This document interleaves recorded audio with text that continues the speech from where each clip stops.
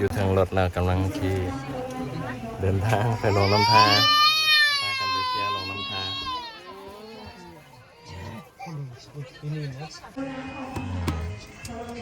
ลูกสาวกบลูกสาวหน้า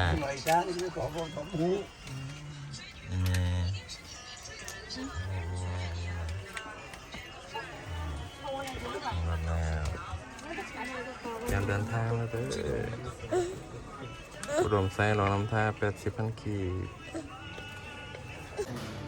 ตอนนี้เราลงน้ำท่านะ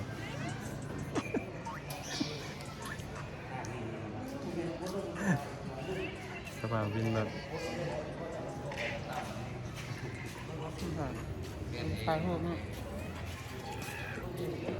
ก็เลยมาให้อาหารปลากันเลย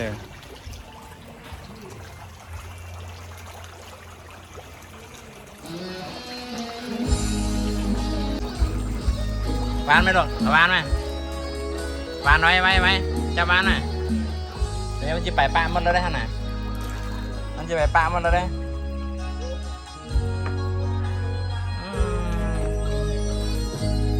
ถึงเวลาสองเฮาต้องตัดสินใจจะขอเลิกไปช่วยอธิบายให้สำเร็จ ก็นำแล้ว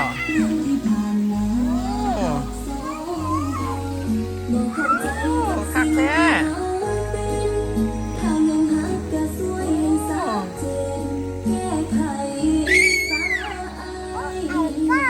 โอ้ my god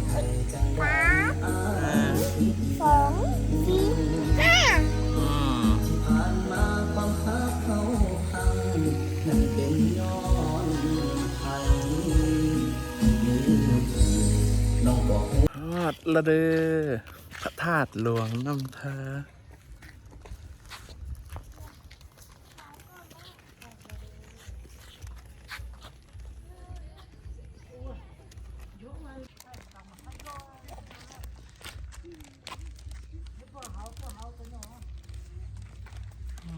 แม่เราเนี่ยเอากล่องเก๊กใส่เก๊กขวาอยู่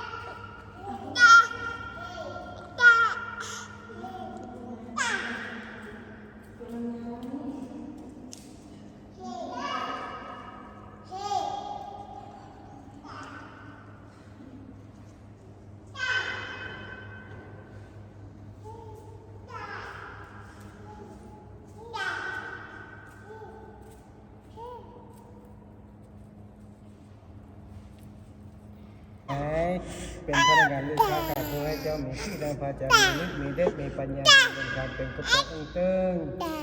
สาปิติโยวิวาสันตุสาปาโลกวินาศตุมาเตภาวะวันตารโยสุขิติโกนิกาภาวะอภิวาทานาเสริสานิจังอุทาปัญจาญิโนจัตตารโอธรรมวัฏานติอายุวันโนสุขังปารังโชคดีมีแสงตุลไปให้เจ้าหังมีให้เจ้าลำรวยให้เจ้าอยู่เย็นเป็นสุขสบายใจผู้ให้เจ้ามีโชคมีลาภมีบุญมีเงินไปมาให้ ปีพุทธขอให้เจ้าทิ้งเรือหกตัวเจริญพรไปความเฮามีให้ร่างเข้ามามีเงินคำถึงกระป๋อล้นอ่างพัฒนาสิ่งใดขอให้ได้ดังมันออกไม้แล้วคนใหญ่มาตั้งใจเห็นหนังสือให้มันแก้งให้มันได้เป็นเจ้าเป็นนายให้ร่ำให้รวยให้มีเย็นเป็นสุขสบายกายสบายใจคุ้มโพคุ้มแม่คุ้มน้องเป็นเด็กทำหูเป็นเด็กบกในส่วนไงสัพพิติโยวิวาสันตุสัพพะโลกวินาศตุมาเตภวะวันตารายโยสุขิติกายุโกภวะภิวาทานาเสรีสานิจังอุทาปัญจาญิโนจัตตารโอธรรมวัฏฐานติอัญญวันโนสุขังปาราสุขดีมีสายตลอดไปด้วยผีดีงามเข้มแข็งเฮาหันมันเย็นตลอดไปเจริญพร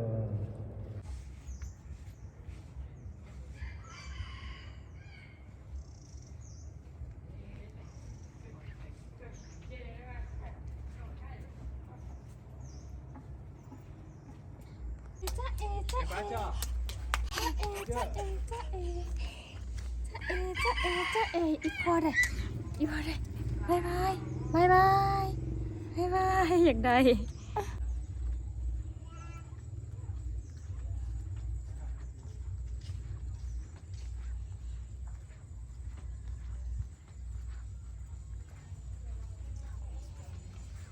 ที่คือน้องกับไทยให้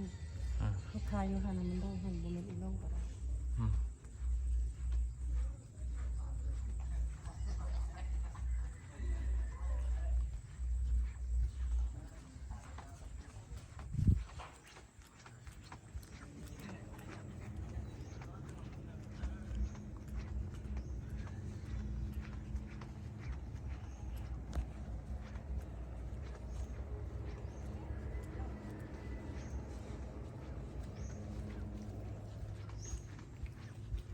พร้อมละ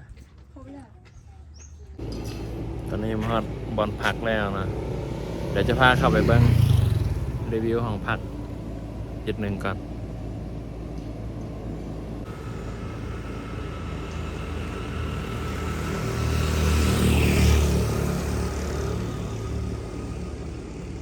เรื่องพักกุ้ง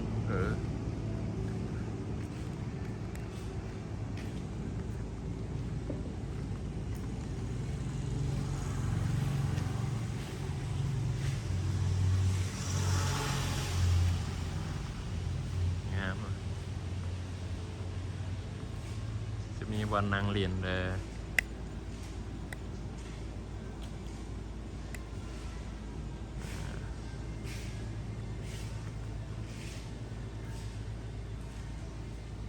มีเป็นเฮือนเวลาทรงไม้หอมหอบ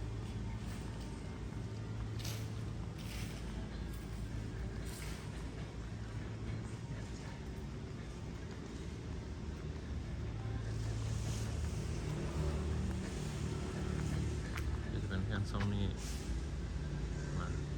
งามๆ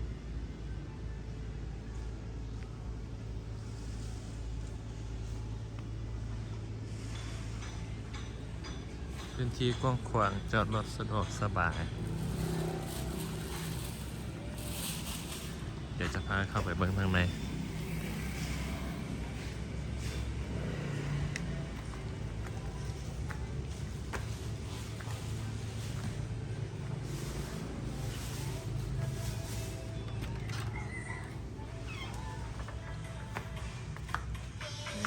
รีวิวตัวหน่อย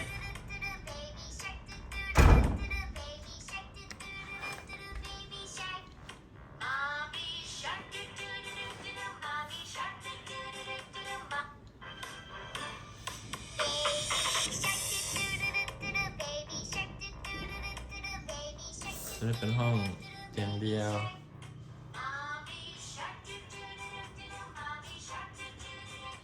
ไฟมันก็จะเป็นโทรทัศน์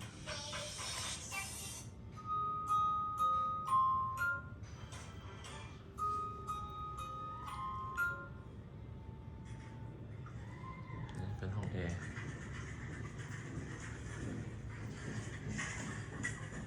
มีตู้ใช้เครื่อง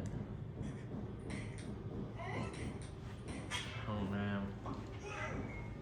นี่ห้องน้ำโอเค เนาะสะอาดดี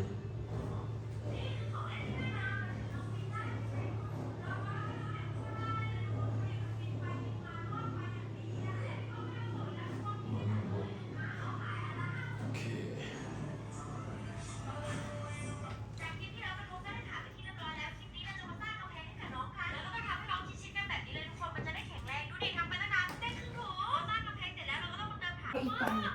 สำหรับห้องนอนห้องพักก็จะประมาณนี้เดียว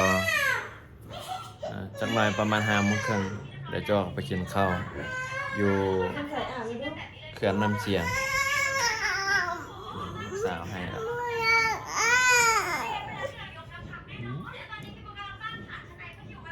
ต้องให้นี่สองนิ้วเลยสองนิ้วตามโป้ได้ตามโป้ได้ตามโป้บ้างได้ตามโป้ตามโป้ไปตุ้มตุ้มไปอาบน้ำพ่อแม่ฟังความ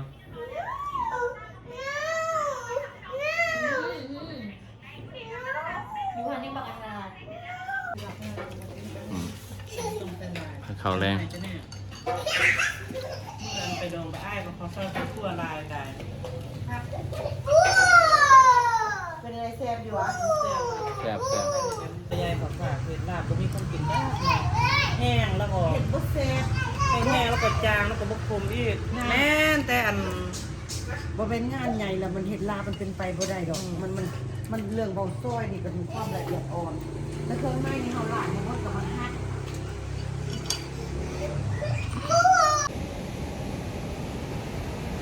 พามาเบิ่งเขื่อนน้ำเจียน3เด้อ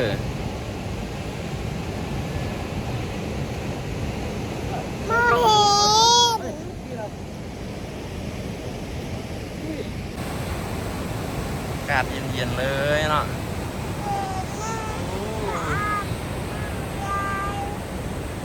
เย็นๆเลยเย็นๆเลยสบายอุลาเลยโดยบนน้ำมันน้ำแข็งเด้อ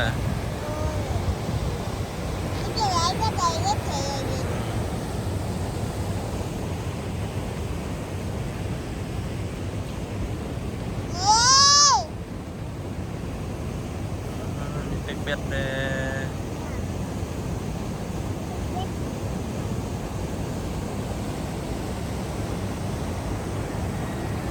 น้ำไหล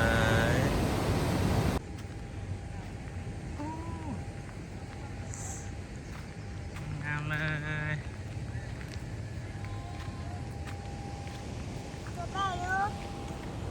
เด้เธอ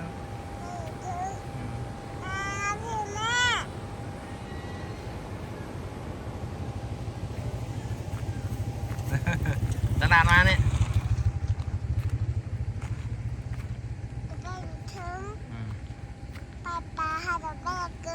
โดยเย้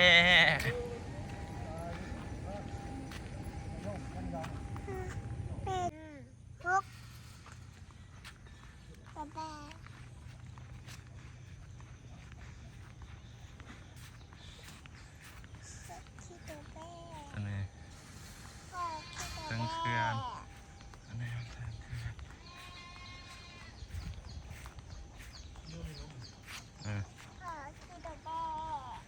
โดยขี้เหี้ย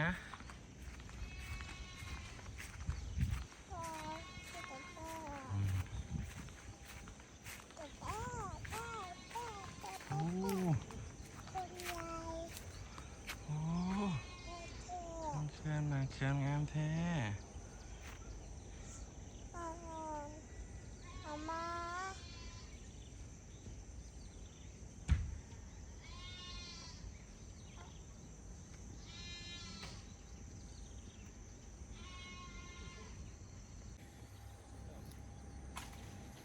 ชมตึกเบ็ดเลย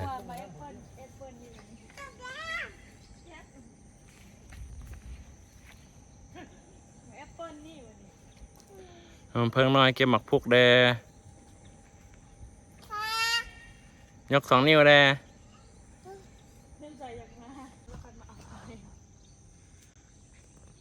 หมักพรุกหมักพรุกน้อย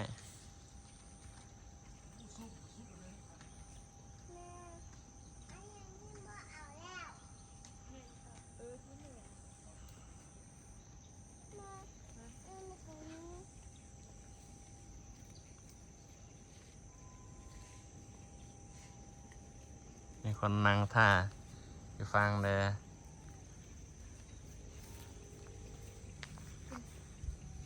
ครับ2 นิ้วเลย ไม่ 2 นิ้วเลยไม่มันเพิ่ง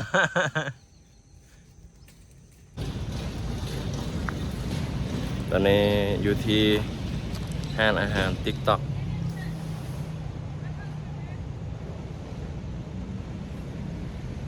ใครได้ไปไกลไปไกลมาก็อย่าลืมมาแวะเด้อ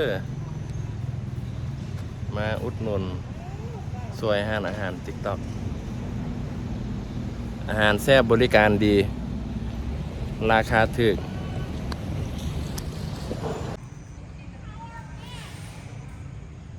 ถ่ายรูปแด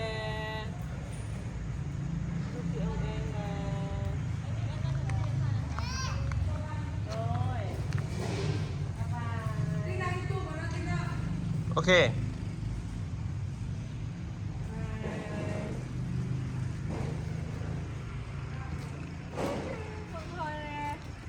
พอถ่ายวิดีโอนี่ ยิ้มงามแดง พอถ่ายวิดีโอพอไม่ได้ถ่ายหูให้ลูกสร้างพอถ่ายวิดีโอได้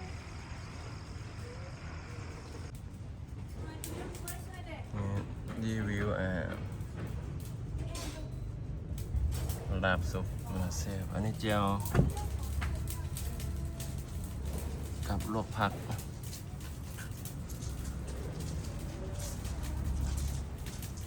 นี่ต้มไก่ผัดกับลาบ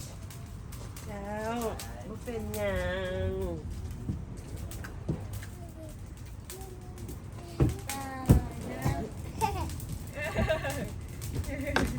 ดีใจแหละแต่ละคนลงได้ไปพร้อมกัน สองไอ้น้องบริการเอา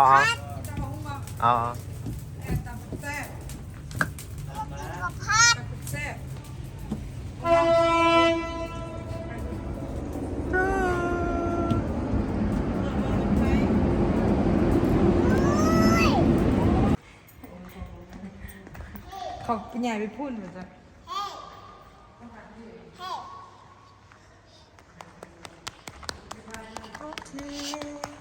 เจ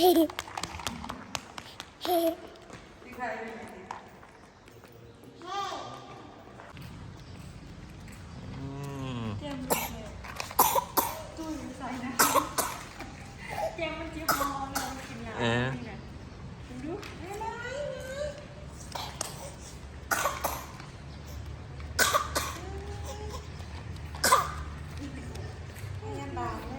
มันยางแกมสันหยุดเยอะ ทำบุญขอให้ท่านมือทำเล่นตาให้ติดความแรงความแรง คนอันนั้นตกลงแล้ว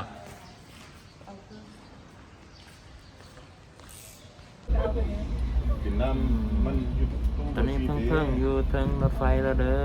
ไปเอาจะไหน เพิ่งจะออกเดินทางจากหัวเต็นไปเมืองไซแล้วเด้อ ไปไปกันไหม ตอนนี้รถไฟกำลังออกแล้วเด้อ ไปย่าง โอ้ยากับน้อง บ๊ายบายบ๊ายบายใส่บ๊ายบาย เองกองแดง โตเนาะ อืม งามก็เลย อืม เดี๋ยวลาเลยเจ๊เจ๊ รถออกแล้วเด้อ บรรยากาศในทางซ้ายสำหรับท่านผู้โดยสารที่หาผู้ขึ้นรถกรุณาเข้านางตามบนนางระบุในที่รถไฟของท่านขอให้บรรดาทานน้ำกระเป๋าวิสาที่หาผู้ขึ้นรถ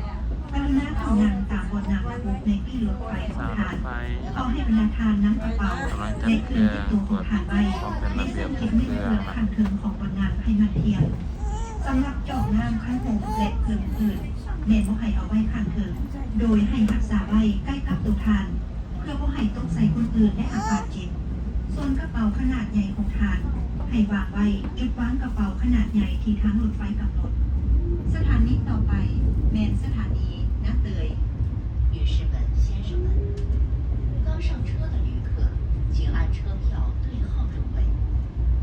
随身携带物品，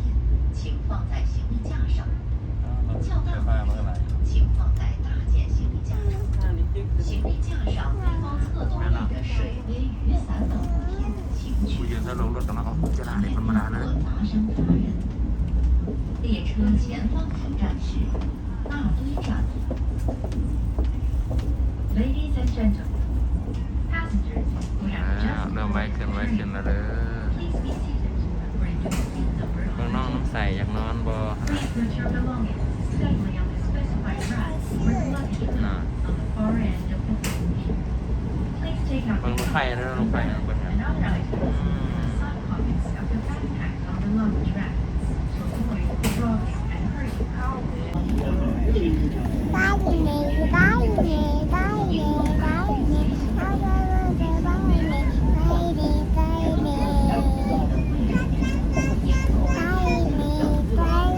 每一位乘客可以免费签